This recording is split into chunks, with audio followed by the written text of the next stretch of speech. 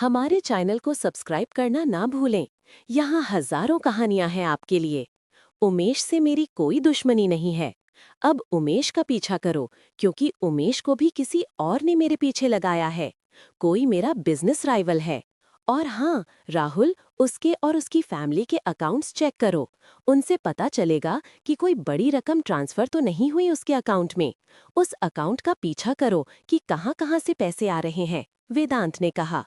तुम्हें याद है ना राहुल, मेरा और अंबर का एक्सीडेंट हुआ था जब हम लोग शिमला गए थे। वेदांत ने कहा। हाँ सर, आप दोनों तब मरते हुए बचे थे। बहुत ज्यादा बड़ा एक्सीडेंट था। उसे मैं कैसे भूल सकता हूँ। तब अंबर भाभी का मिसकैरेज हो गया था और आपकी जान भी मुश्किल से बची थी। क्या आपको फंसाने और एक्सीडेंट के बीच कोई लिंक है? राहुल पूछने लगा। वो एक्सीडेंट नहीं था, एक्सीडेंट करवाया गया था मेरी जान लेने के लिए, वेदांत ने कहा। मगर आप ऐसा कैसे कह सकते हैं? आपने पहले तो ऐसी कोई बात नहीं की। मगर ऐसा हो भी सकता है। आपके बहुत सारे दुश्मन हैं, राहुल ने सोचते हुए कहा। जो पुलिस ऑफिसर इस केस की इन्वेस्टिगेशन कर रहा था, मुझे थोड़े दिन पहले उसका फोन आया था। उसका मानना है ये एक्सीडेंट नहीं था, एक्सीडेंट करवाया गया था। पूरे सबूत तो उसके पास भी नहीं है, मगर ट्रक की नंबर प्लेट नकली थी और भी छोटे-छोटे एविडेंस मिले हैं जो इस बात की तरफ इशारा करते हैं कि मुझे मारने के इरादे से एक्सीडेंट किया गया था।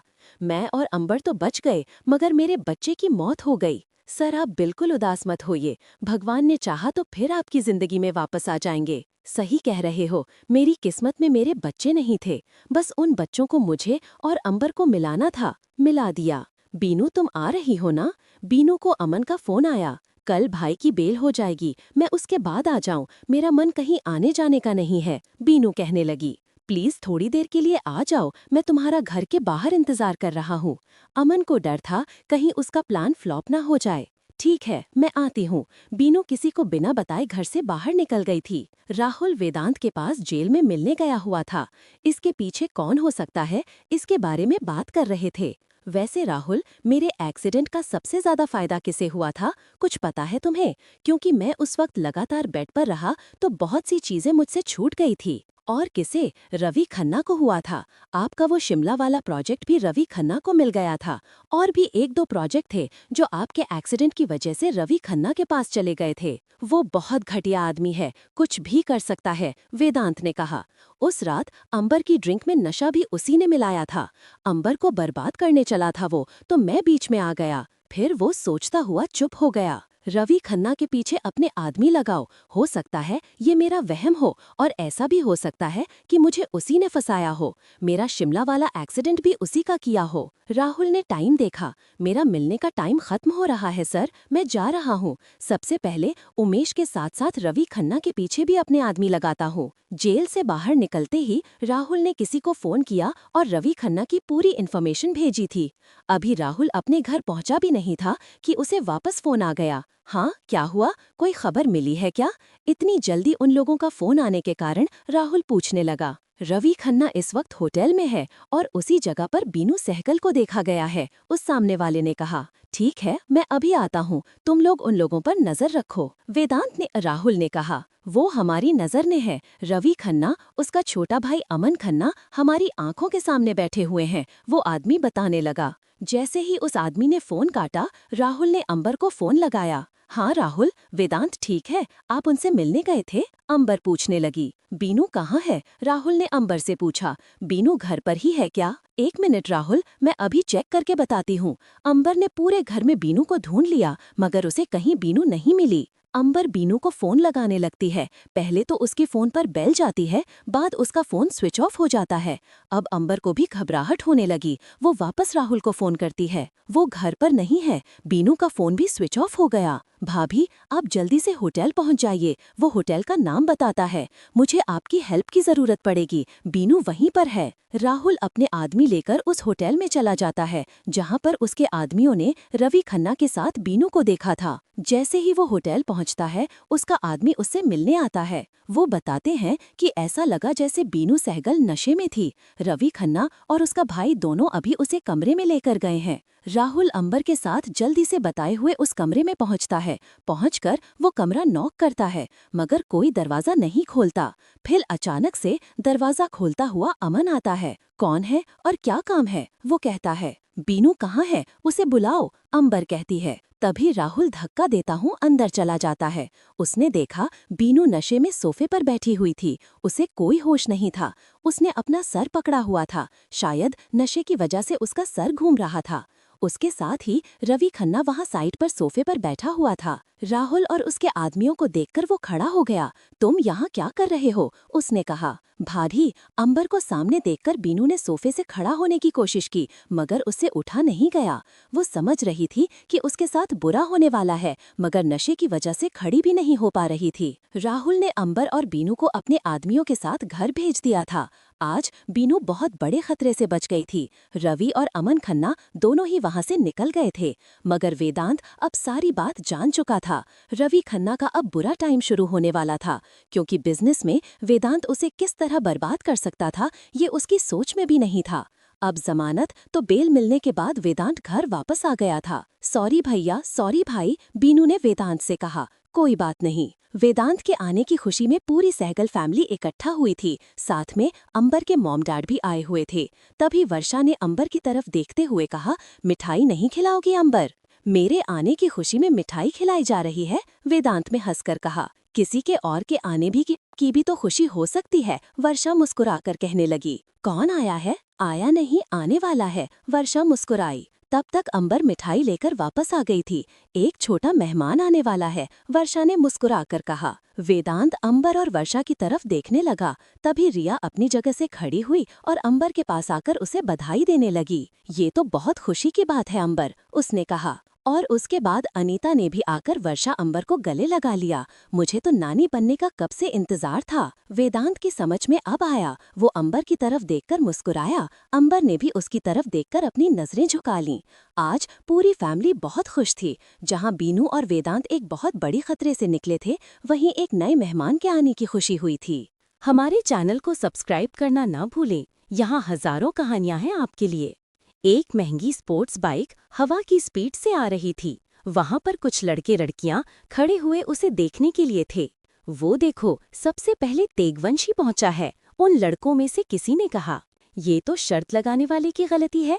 तेगवंश कभी नहीं हारता, उसके साथ खड़े दूसरे लड़के ने कहा।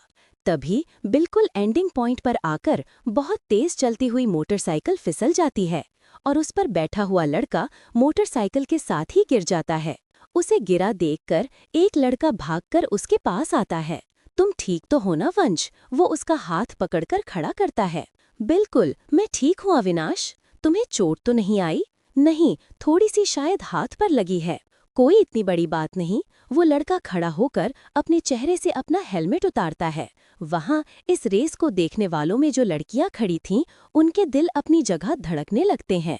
तेगवंश राणा, राणा खानदान का इकलौता वारिस, 6 फीट 1 इंच हाइट, गोरा रंग, बड़ी बड़ी भूरी आंखें, चेहरे पर बियर्ड और हेलमेट उतारने की वजह से बिखरे हुए हल्के काले बाल, एक्सरसाइज करके बनाई मस्कुलर बॉडी। बस देखने वाला उसे देखता रह जाए। तभी जो बाइक पीछे थी वो भी आ जाती है। वो दूसरा बाइक वाला अपनी बाइक रोककर अपना हेलमेट उतारता है। मैंने तुमसे कहा था ना, जानते हो ना तेगवंश राणा कभी हारता नहीं है। स्पीड से उसे कितना प्यार है। चलो अब चलें, वो अपने दोस्त से कहता है। तभी एक लड़की उसके पास भागती हुई आती है। अगर फ्री हो तो शाम को डिनर पर चलें? वंश उसकी तरफ देखकर मुस्कुराता है। मुझे बहुत काम है, फिर कभी चलेंगे। अब मैं घर जा रहा हूँ। वो अपनी बाइक स्टार्ट करता है। उसका दोस्त अविनाश उसके पीछे बैठ जाता है। क्या हुआ, लड़की खूबसूरत थी? तुमने उसका इनविटेशन क्यों ठुकरा दिया? उसने उसके कंधे पर मारते हुए कहा। कोई ऐसी लड़की नहीं बनी जो वंश के दिल में उतर सके। और टाइम पास में मुझे दिलचस्पी कोई नहीं। मुझे तो सिर्फ स्पीड से प्यार है। मुझे इसी के साथ दोस्ती पसंद है। वो दोनों घर की तरफ चल पड़ते हैं। मगर पहले हमें डॉक्टर के पास जाना चाहिए। तुम्हारा हाथ दिखा देते, अवि ने कहा। कोई बड़ी प्रॉब्लम नहीं है। फिर भी उसका दोस्त उसे जबरदस्ती डॉक्टर के पास ले जाता है। बस मसल्स पेन है, कोई बड़ी बात नहीं, डॉक्टर उसे कह देता है और उसके हाथ पर गरम पट्टी बांध देता है। वो दोनों राणा मेंशन की तरफ जाते हैं। रास्ते में फिर अविनाश उससे कहता है, तुम्हें उस बेचारी लड़की का दिल ऐसे नहीं तोड़ना चाहिए। क्या फर्क पड़ जाता अगर तुम उसके साथ लंच पर चले जाते? पता है इन लड़कियों की सबसे बड़ी प्रॉब्लम क्या है कि सारा टाइम फ्री चाहिए होता है। ये रूठती हैं, इन्हें मनाना पड़ता है, इन्हें गिफ्ट देने पड़ते हैं, इन्हें फूल भेजने पड़ते हैं, इनका जन्मदिन याद रखना पड़ता है। फिर तो आदमी इनका गुलाम हो जाता है। और मुझे किसी लड़की की जरूरत नहीं अपनी लाइफ में, वंश मुस्कुराकर कहता है। अगर तुम्हें प्यार हो गया तो अविनाश कहाँ उसका पीछा छोड़ने वाला था? आज तक तो नहीं हुआ। हम लोग स्कूल में, कॉलेज में थे, फिर MBA किया। मैं कभी इश्क विश्क में नहीं पड़ा, मुझे कोई अच्छी नहीं लगी। सही बात है, तुम्हारे गुस्से को कोई झेल भी नहीं सकता सिवाय मेरे, अविनाश ने कहा। बिल्कुल, मेरे गुस्से को झेलना जरा मुश्किल है, मगर तुम मुझे नहीं झेलते। मैं तुम्हारी बकबक झेलता हूँ, वंश ने अवि से कहा। आज तुम्हें क्या जरूरत थी उसके साथ रेस लगाने की? उसने मुझे चैलेंज किया।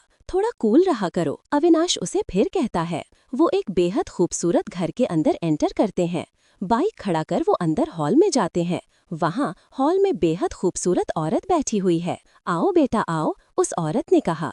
मुझे पता लगा है तुम्हें चोट लगी है। आपको किसने बताया? वंश पूछता है। तभी किचन से मेट के साथ एक खूबसूरत सी लड़की बाहर आ रही है, जिसने बेहद स्टाइलिश ड्रेस पहनी हुई है। वो लड़की आकर कहती है, मैंने बताया। अरे सिया, तुम्हें क्या जरूरत थी मॉम को बताने की? अगर ये नहीं बताती तो मुझे पता भी नहीं चलता। उनकी सारी बात उसके डैड जो अभी हॉल के अंदर आए थे, उन्होंने सुन ली। कहाँ पर चोट लगी तुम्हें? वो गुस्से से बोले। डैड, कुछ नहीं हुआ। वो उसका हाथ पकड़कर देखने लगते हैं। इसीलिए मैं तुम्हें रोकता हूँ। इतनी स्पीड पर क्यों बाइक चलाते हो? इतने सालों से चला रहा हूँ, कभी हुआ कुछ? वंश ने कहा। उसके डैड उसे गुस्से से देखते हुए अपनी स्टडी में चले जाते हैं। तुम्हें जरूरत नहीं थी चुगली करने की, वंश ने सिया से कहा। ये चुगली नहीं है, वो तुम्हारा फिक्र करती है, उसकी मॉम कहने लगी। बिल्कुल, हम लोग बचपन से दोस्त हैं, वो वंश को कहती है। और ये मेरी भी दोस्त है, उसकी मॉम ने हंसकर सिया का हाथ पकड़ लिया। ठीक है, मैं जा रहा हूँ। अविनाश उन सब की जो बातें सुन रहा था, वो खड़ा हो गया। ठीक है, तुम गाड़ी ले जाना, वंश ने उससे कहा। नहीं, मैं टैक्सी में चला जाऊंगा। अविनाश बाहर की तरफ चला जाता है। मैं भी रूम में जा रहा हूँ, थका हुआ हूँ। भाई, क्या हुआ इतने में? वही हॉल के एक रूम में से एक लड़की व्हीलचेयर पर बाहर निकलती है। कुछ नहीं हुआ सोना मेरी जान, वंश ने कहा। वो वहाँ पर आ जाती है। बस मॉम की तो आदत है ऐसे ही फिक्र करने की, वो सोना को कहता है। फिर ऊपर अपने रूम की तरफ चला जाता है।